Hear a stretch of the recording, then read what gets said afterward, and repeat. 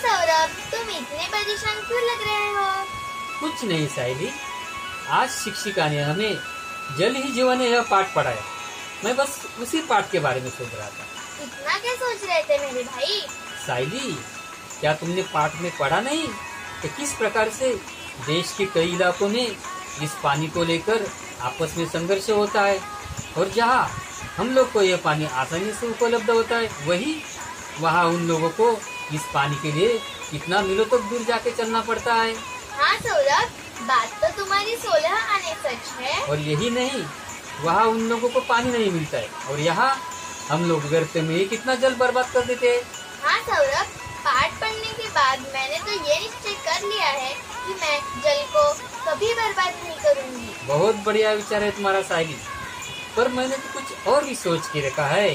क्या सोच के रखा है तुमने सौरभ? साहिल, क्यों न आगामी स्कूल असेंबली में हम यही मुद्दा ले ले और विद्यालय के सारे छात्रों में इस विषय पर जागरूक करें। वाह, क्या बढ़िया विचार है सौरभ तुम्हारा।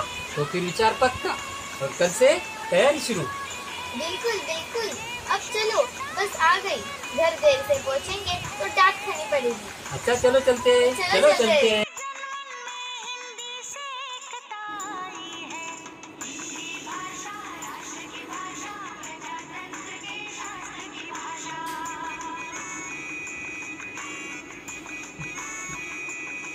तेजल, ये क्या बेटा, नल चालू ही रखा आपने। पानी का इस तरह से वेस्ट नहीं करना चाहिए। पानी हमारे जीवन का महत्वपूर्ण हिस्सा है। हम बिना खाने के कई दिन जी सकते हैं, मगर पानी के बिना एक दिन भी जी नहीं सकते। इसलिए पानी का इस तरह से वेस्ट नहीं और करना चाहिए, क्योंकि जल ही जीवन है।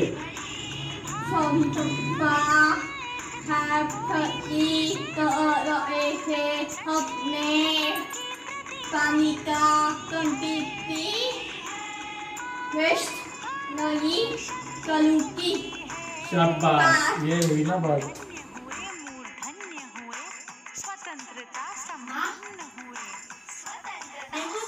तेरा नवंबर से दिवाली शुरू हो रही है। हाँ बेटा, मैंने देखा थी। दिवाली त्योहार मुझे बहुत पसंद है, इसलिए मैंने पहले से तारीख देख ली थी। मुझे भी दिवाली त्योहार बहुत पसंद है, और अब बच्चों को ढेर सारी छुट्टियाँ रहती है। हाँ, दिवाली में सभी घरों में साफ सफाई होती है, तरह तरह की मिठाइयाँ बनती हैं, लोग नए नए कपड़े पहनते हैं, सभी घरों में दिए जलते हैं और रोशनी होती है, और वातावरण बड़ा प्रसन्न होता है। हाँ, इस साल मुझे नए कपड़ों के साथ ढेर सारे पटाखे चाहिए। पटाखे? मुझे पटाखों के दुष्परिणाम के बारे में पता नहीं है। पटाखों की आवाज से ध्वनि प्रदूषण होता है, कान में दर्द होता है, उससे ध्वनि प्रदूषण भी हो सकता है, और पटाखों की वायु से पूरा वातावरण प्रदूषित होता है, उससे खांसी, श्वसन की बीमारियां हो सकती है, और पटाखों की वजह से कई सारी दुर्घटनाएं भी होती है। इतने सारे दुष्परिणाम होते हैं, मुझे पता ही नहीं था। अच्छा हुआ आपने बता दिया। तो अभी भी तुमको पटाखे चाहिए? नहीं, मुझे पटाखे नहीं चाहिए, मगर एक अच्छा सा ड्रेस और ढेर सारी मिठाइयाँ चाहिए। तो जरूर मिलेगी। Yes, yes, yes, yes.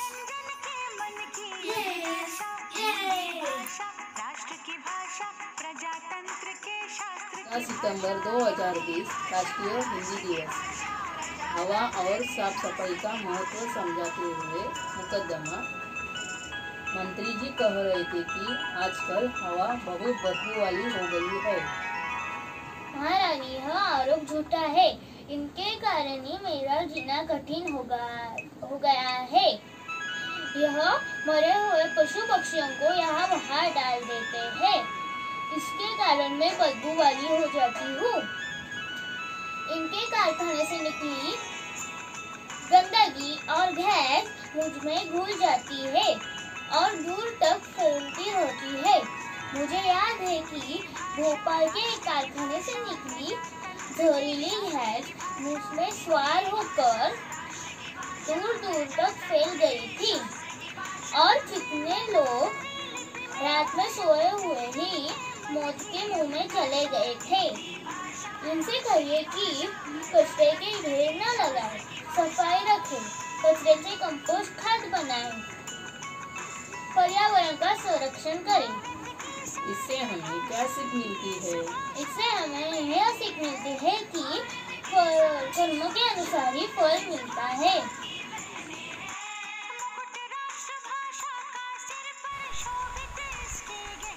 नमस्ते, मेरा नाम है हर्षा संतोष खड़कर। मैं इयत्ता 6ठी कक्षा में पढ़ता हूँ और मेरा ये भाई 9वीं कक्षा में पढ़ता है।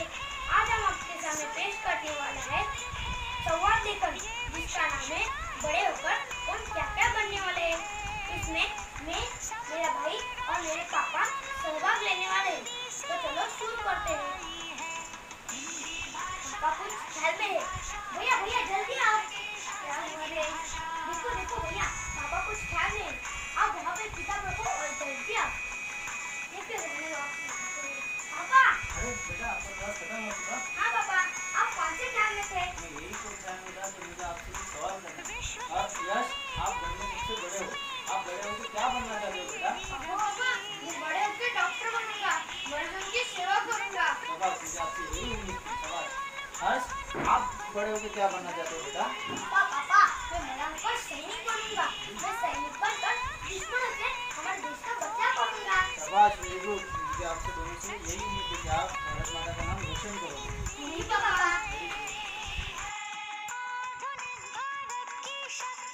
ये च्यवनप्राश बनाया है जो तुम्हें सुबह उठते ही खाना है, और ये काढ़ा बनाया है जिसमें औषधि तत्व हैं, और इसमें गर्म पानी, नींबू ये सब डाला हुआ है। नहीं, उसमें कुछ नहीं है। ऐसे मत कहो, तुम्हें क्या मालूम? कोरोना के समय में हम लोग जो मास्क पहनते हैं वो बहुत ही महत्वपूर्ण है। एक दूसरे के बीच में 1 मीटर की दूरी बनाए रखनी है, सामने सामने बात नहीं करनी चाहिए। अच्छा, अब समझा। अब समझ में आया। जीवन तुम्हारा ही नहीं, इसको तुम्हें संभालना है। समझा माँ। हाँ, गुड बॉय। नमस्कार, मैं श्रेया संदेश पालंडे। मैं कक्षा 5 में हूँ। आज मैं आपको बार बार बिजली जाने से परेशान माँ और बेटी का संवाद करके दिखाने वाली हूँ। माँ, लो, बिजली तो फिर गई।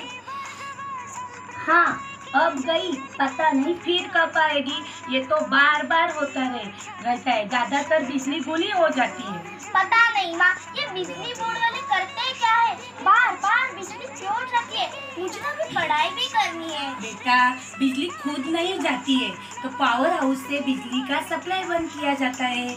अलग अलग समय पर अलग अलग क्षेत्रों में पावर सप्लाई की जाती है। क्यों? लगता है बिजली की पैदावार कम हो रही है और बिजली की खपत बढ़ती जा रही है।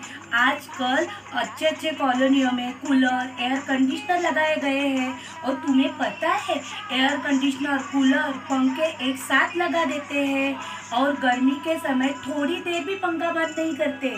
तो माँ, सरकार को अधिक बिजली बनानी चाहिए, वैसे क्यों नहीं करती? सरकार बिजली की नए घर बना रहे हैं, लेकिन उन्हें भी कई नई कठिन समस्याओं को सामना करना पड़ता है। माँ, समस्या तो है, लेकिन सरकार को उनसे निपटना चाहिए। सरकार के साथ ये हम सबकी जिम्मेदारी है। हम अगर बिजली की कटौती करेंगे तो हम लोग सरकार की थोड़ी बहुत मदद भी कर सकते हैं। हाँ माँ, अब मैं समझ गई। आज से मैं काम के बिना बिजली का इस्तेमाल नहीं करूँगी। और ये सिर्फ तुम नहीं, हम सबको समझना चाहिए। चलो, आज हम वचन देते हैं कि आज से हम काम के बिना बिजली का इस्तेमाल नहीं करेंगे। धन्यवाद। माँ, ये देखो, ये क्या है?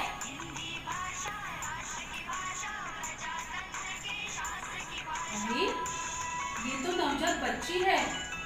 कितने निष्ठुर होंगे इसके माता पिता, जो उसे यहाँ पे मरने के लिए ऐसे छोड़कर चले गए। पर मरने के लिए क्यों छोड़ दिया होगा माँ? वैसे देखा जाए तो आजकल स्त्री पुरुष समानता मानी गई है। भागदौड़ की इस जिंदगी में स्त्री पुरुषों के कंधे से कंधा मिलाकर घर परिवार चला रही है। इसके बावजूद भी कई ऐसे परिवार हैं जहाँ पे पुरुष संस्कृति, पुरुष प्रधान संस्कृति को माना जाता है और इसकी वजह से लड़कियों को बोझ समझा जाता है। बच्ची पैदा होना मतलब उनके ऊपर संकट जैसे आ जाता है और इसीलिए इन बच्चियों के जन्म का अधिकार भी उनसे छीना जाता है। गर्भ निरीक्षण में अगर ये बच्ची पाई जाती है तो उसे गर्भ में ही मारा जाता है और अगर वैसे भी करके बच्ची पैदा हो गई तो इसे यहाँ पे ऐसे कूड़ादान में छोड़ दिया जाता है जिससे वो मर जाए, घुट के मर जाए। कितने बुरे लोग हैं ये माँ। क्या ये हमेशा ऐसे ही चलता रहेगा? इसे रोकने का कोई तरीका नहीं है क्या? तरीका बस एक कि ऐसे गुनहगारों को, भले ही वो उसके माता पिता हो या डॉक्टर, उन्हें कड़ी से कड़ी सजा मिलनी चाहिए जिससे समाज में सुधार ना हो सके, उनका ऐसी निंदनीय घटनाओं पर रोक लगाया जा सके। अब हम इस नन्ही गुड़िया का क्या करें माँ? पहले हम पुलिस में इत्तला करते हैं जिससे कि वो इसके गुनहगारों का पता लगा सके और इसे, इस बच्ची को इंसाफ मिले। एक बताओ माँ, बोलो। हम इसे अपना नहीं सकते? पहले हम अपना सकते हैं, क्यों नहीं अपना सकते। पहले हम क्या करते हैं कि इसे कोई अच्छा परिवार अगर मिलता है क्या ये देखेंगे और अगर कोई इसे अपनाता नहीं है तो हम इसे जरूर गोद ले लेंगे और इसको इसके अधिकार दिलवाएंगे जिससे कि वो इसका भविष्य उज्जवल हो जाए। अच्छी कल्पना है माँ। बेटी बचाओ बेटी पढ़ाओ, बेटी बचाओ बेटी पढ़ाओ। प्रणाम। अरे यार कैसे हो? अच्छा हूँ। अरे कल मैंने देखा था मेरे ड्राइवर ने रेड लाइट पर गाड़ी रोकी थी, लेकिन तुम्हारे भाई साहब तो ऐसे ही भुर्र करके निकल गए। अरे यार उस वक्त में गाड़ी में ही था, पर क्या फर्क पड़ता है, ट्रैफिक ज्यादा नहीं थी ना। अरे बात ट्रैफिक की नहीं है, ट्रैफिक के नियमों की पालन की है। हाँ यार तू बोल तो सही रहा है, ट्रैफिक दुर्घटनाओं से बचना है तो ट्रैफिक के नियमों का पालन करना ही पड़ेगा और इसी में सबकी भलाई भी है। चल अभी मैं चलता हूँ, कल मिलते हैं।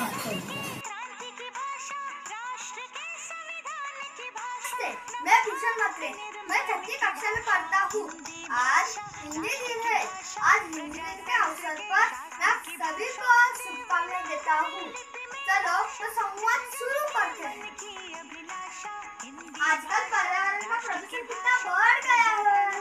हाँ, ऐसा क्यों हो रहा है? तुमने देखा नहीं? बड़े बड़े कारखानों, वाहनों आदि से कितना धुआं निकलता है। ये पर्यावरण को प्रदूषित करता है। हाँ, मैंने सुना है कि लोग प्रकृति का उचित उपयोग नहीं कर रहे हैं। इसी कारण पर्यावरण को हानि पहुंच रही है। हाँ, यह सत्य है। वन हमारी अमूल्य संपदा है, पर लोग उनको काटकर नष्ट कर रहे हैं। हाँ, अपनी नदियों को ही देख लो, लोग उन्हें कितना गंदा करते हैं। हम लोगों को पर्यावरण के लिए कुछ सोचना चाहिए। हाँ, चलो हम पर्यावरण के बचाव के लिए योजना बनाएं। हाँ, चलो जल्दी चलो। तुमने ये कहावत तो सुनी होगी, कल करो से आज कर, आज करो से अब। चलो। नमस्कार, मेरा नाम स्वयं संदीप बोराडे है। मैं 6ठी कक्षा में पढ़ता हूँ। मैं बड़ा होकर पुलिस बनना चाहता हूँ और लोगों की सेवा करना चाहता हूँ। सारी तुम बड़ी होकर क्या बनना चाहती हो? मैं बड़ी होकर डॉक्टर बनूंगी और मरीजों की सेवा करूंगी। वेरी गुड, बोलना तिला। नमस्ते मम्मी जी। हाँ नमस्ते, क्या हुआ? आज बहुत कम दिख रही है। कुछ चाहिए लगता है, मक्का लग रही है वो। नहीं मम्मी जी, आज मुझे ना स्कूल से कुछ पढ़ाई मिली है। वो पर्यावरण के बारे में हमें पंक्तियाँ निकालना है। तो मैं आपसे कुछ पूछना चाहती हूँ कि पर्यावरण के बारे में हम लोग हमारे यहाँ पे पर्यावरण में अनेक बदल होते रहते हैं। जैसे कभी बाढ़ आती है, तो कभी सूखा गिरता है। जो पुराने काल के लोग रहते हैं वो कैसे बोलते कि नहीं, हमारे ऊपर भगवान का कोप हुआ, इसलिए हम लोग के यहाँ पे बाढ़ आ गई, तो हम लोग के यहाँ पे जो सूखा गिर गया, इसलिए भगवान हम पे नाराज़ है। पर ये बात सही नहीं है, ये बात गलत है। भगवान नाराज़ ही है तो क्या है, इंसानों की गलती हो गई। इंसानों ने जगह जगह बड़ी बड़ी इमारतें बांधी, सीमेंट कॉम्प्लेक्स के रोड हो गए, और जब भी रोड बनाए तभी बाजू में उन्होंने पेड़ भी लगाना चाहिए था, तो उन्होंने जो पेड़ थे वो भी काट दिए।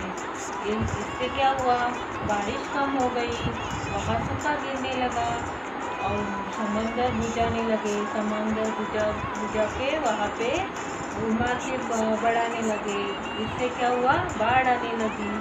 तो ये तो गलत बात हो गई ना। हाँ, तो अभी तू एक बात ध्यान में रख, हमेशा आगे जाके तुझे एक तो पेड़ जरूर लगाना है, समझे? हाँ मम्मी, मैं ये बात अच्छे से ध्यान में रखूंगी। और हाँ, आप भी पर्यावरण के लिए एक पेड़ जरूर लगाइए। और आप भी ज़रूर लगाओ पेड़, ताकि ये अपने लिए और पूरी दुनिया के लिए अच्छी बात है। धन्यवाद। तो चलो मम्मी, मैं पढ़ाई करने चलती हूँ। ठीक है।